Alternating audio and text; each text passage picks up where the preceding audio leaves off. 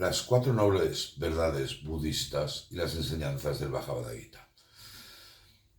Tras su iluminación, el Buda fue a Benares, la ciudad santa de India, y en las afueras, en el llamado Parque de los Ciervos, impartió su primer sermón, las cuatro nobles verdades, que serán el pilar fundamental de la ética budista.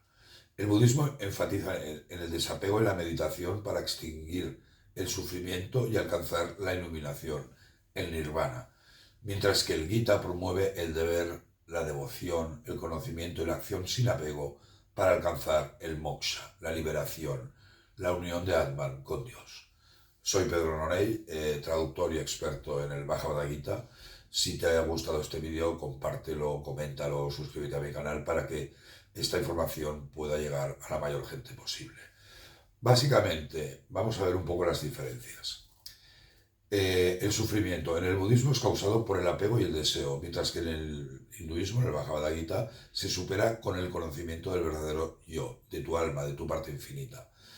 Respecto al alma, en el budismo no hay una alma eterna, la doctrina de Anatta, mientras que en el Gita existe un alma inmortal, el Atman. La liberación. En el budismo se logra con meditación y desapego, y ahí logramos el nirvana, mientras que en el Gita se alcanza con devoción, acción, meditación o conocimiento.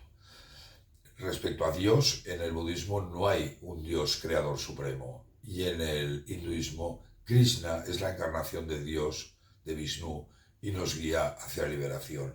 Y Dios reside en el corazón de todos, el concepto de todos uno, del Vedanta.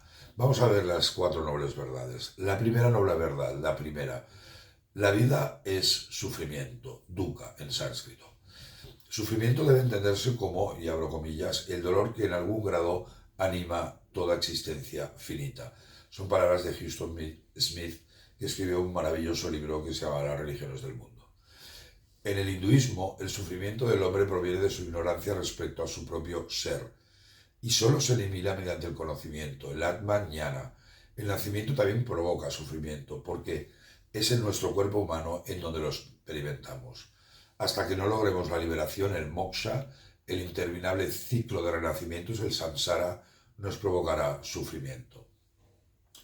Y hay un verso precioso que dice, en el capítulo 2, verso 11, dice: te entristeces por quien no debes.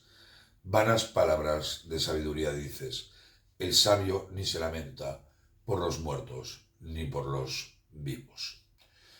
Segunda noble verdad, la causa de sufrimiento, samudaya, es el deseo, taña, y el apego. Si podemos reducir el sufrimiento, aumentaremos nuestra felicidad. Taña, el deseo, deberemos entenderlo como apego, como un deseo de satisfacción íntima. Y os leo el Udana 2.2. Y dice: el desapego produce felicidad para quien está satisfecho. Ha oído la doctrina y sabe ver. En este mundo producen felicidad la bondad del corazón, la moderación para con todos los seres, la ausencia de pasiones y la superación de los deseos. Pero la destrucción del egoísmo es en verdad la felicidad suprema. El desapego y el control de los deseos es ubicuo en todo el Bhagavad Gita. El capítulo 3, el Karma Yoga, se centra en actuar desapegado del fruto de nuestras acciones y en saber cómo controlar nuestros deseos, por ejemplo, mediante el yoga de la ecuanimidad, en donde Krishna nos dice: el contacto de los sentidos con los objetos produce frío y calor, dolor y placer.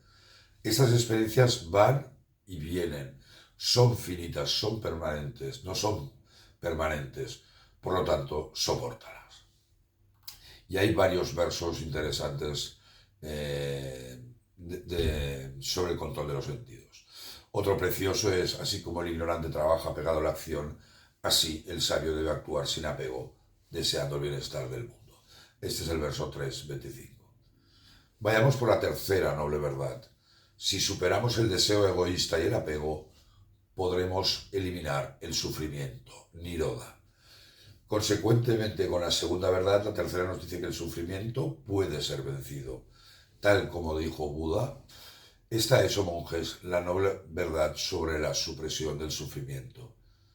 Esta cesación es posible eliminando nuestro deseo, liberándonos del deseo-apego, abandonarlo para siempre, no dándole acogida entre nosotros. El Karma Yoga del Gita es un camino de purificación de la mente para actuar desapegados y nos explica que hay que dedicar mentalmente los frutos de las acciones a la divinidad, sea como la llames, para lograr el desapego, la ecuanimidad mental y la liberación del deseo. Y Krishna, hay un verso precioso que dice: renuncia completamente a todas tus acciones en mí. Con tu mente fija en el ser, libérate del deseo y del egoísmo y lucha sin pasión. Cuarta noble verdad, el noble camino óctuple, Maga. Perdón, nos indica el camino para superar el deseo, eliminar el sufrimiento y finalmente alcanzar la liberación, el nirvana o el moksha en el Bhagavad Gita. El sufrimiento se supera siguiendo el octuple sendero, recta visión, recta acción, recta meditación, etc. Y os leo otra frase del Buda. Decía: esta es, oh monjes, la noble verdad sobre el camino que conduce a la supresión del sufrimiento, hacia el despertar, el nirvana, el camino de las 8 ramas, el sendero óctuple. El Bhagavad Gita es un libro de autoconocimiento y liberación, un moksha. El camino de la liberación ha de estar guiado, por tanto, por los shastras, por los libros sagrados. Por ello el Bhagavad Gita es un yoga shastra. Yoga es unión. El hombre real, Jivatman, se funde con Parabrahman mediante el yoga. Y os leo el verso 5.25. Dice: alcanza la unidad con Brahman, es decir, el moksha, aquellos sabios cuyos pecados han sido aniquilados, cuyas dudas han sido resueltas, aquellos que se han dominado a sí mismos y que están absortos en el bienestar de todos los seres. Todos estos valores están ampliamente reflejados en el Bhagavad Gita, los Yoga Sutra de Patanjali, como por ejemplo en el capítulo sobre el yoga de las manifestaciones divinas, en donde Krishna nos explica de dónde vienen estas cualidades. Y dice: no violencia, imparcialidad, satisfacción, austeridad, beneficencia, buena y mala fama. Todos estos atributos diversos de las criaturas provienen verdaderamente de mí. Sri Krishna alcanzó la experiencia espiritual más elevada mencionada en las escrituras hinduistas, el Nirvikalpa Samadhi, que duró 6 meses de la mano de su segundo gurú, Totapuri, seguidor del Advaita Vedanta.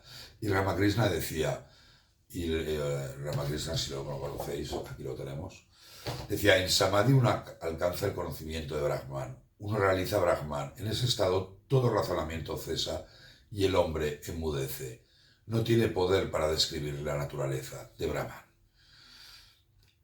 Y en el budismo la liberación se logra a través del noble camino óctuple, que incluye visión correcta, comprensión de las 4 nobles verdades, intención correcta, la intención de renunciar al deseo y la aversión, habla correcta, hablar de manera honesta y compasiva, acción correcta, actuar de acuerdo con principios éticos, medios de vida correctos, ganarse la vida de manera ética, esfuerzo correcto, cultivar pensamiento y acciones positivos, atención correcta, cultivar la plena conciencia, concentración correcta, practicar la meditación para lograr la claridad mental y la sabiduría.